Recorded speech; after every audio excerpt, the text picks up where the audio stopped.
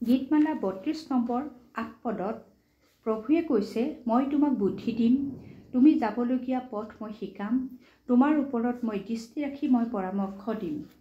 প্ৰিয়সকল, মই আহিছোঁ নৱবৰ্ষৰ বহুত শুভেচ্ছা লৈ। এই নতুন বছৰটো আপোনাৰ আৰু মোৰ বাবে আনন্দময়, শান্তিপূৰ্ণ, পবিত্ৰতাৰে ভৰা, ঈশ্বৰৰ আশীৰ্বাদপূৰ্ণ হওক। আজি মই নতুন বছৰৰ শুভেচ্ছা স্বৰূপে ঈশ্বৰ বিশ্বাসী প্ৰতিজন সন্তানলৈ লৈ আহিছোঁ পবিত্ৰ শাস্ত্ৰ বাক্যৰ উপহাৰ। হয় প্ৰিয়সকল, আমি ঈশ্বৰৰ সন্তানসকল অতি ভাগ্যৱান। 2024 চনটো আমি পাৰ কৰিলোঁ গণিব নোৱাৰা বহুতো আশীৰ্বাদ লৈ।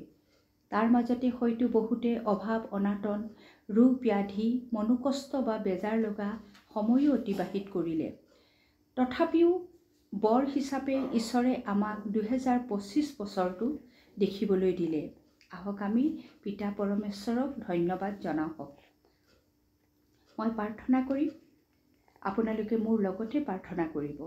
সেই স্বৰ্গত নিবাস কৰা পিতা পৰমেশ্বৰ, সৰগৰ সিংহাসনত বিৰাজমান হৈ থকা আপুনি এই নতুন বছৰটো দেখিবলৈ দিয়াৰ বাবে ধন্যবাদ জনাইছোঁ।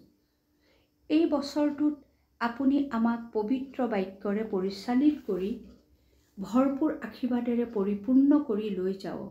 এই নিবেদনেৰে প্ৰভু যীশুৰ নামেৰে আমেন। হয় প্ৰিয়সকল, আমি এতিয়া 2025 বছৰৰ যাত্ৰী।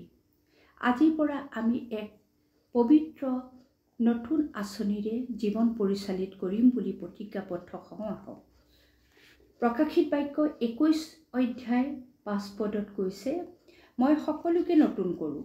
সেয়েহে আমি পুৰণিক পাহৰি নতুনকৈ ঈশ্বৰৰ পৰিকল্পিত জীৱনৰ ফালে আগুৱাই যাওঁ।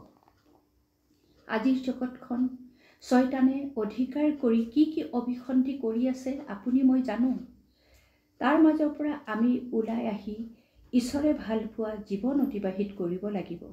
সেয়েহে আমি এই নৱবৰ্ষতে শুভ আৰম্ভণ অতি সাৱধানে প্ৰেমক পিন্ধি সত্য সাৱটি পবিত্ৰতাৰ জখলাৰে আগুৱাই যাম। এই সকলো আমি হৃদয়েৰে কৰা প্ৰাৰ্থনাৰে সম্ভৱ কৰিম। মই আকৌ আহিম আপোনালোকৰ মাজলৈ ঈশ্বৰৰ মধুৰ বাক্য লৈ।